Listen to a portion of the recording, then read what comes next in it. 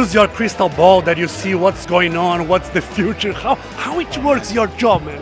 So for me, it's not about predicting the future. It's about identifying signals of change. Because you can't predict the future, it's impossible.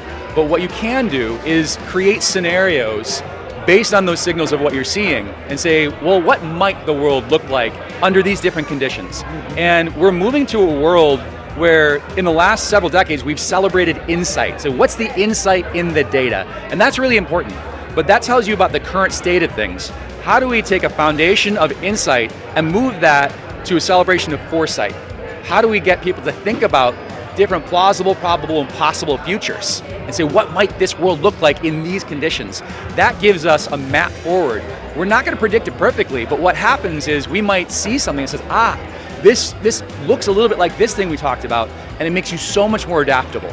You can change and adapt because you've thought through the consequences of something already happening, and when you identify those patterns, you can start making moves instinctually instead of having to do it reactively.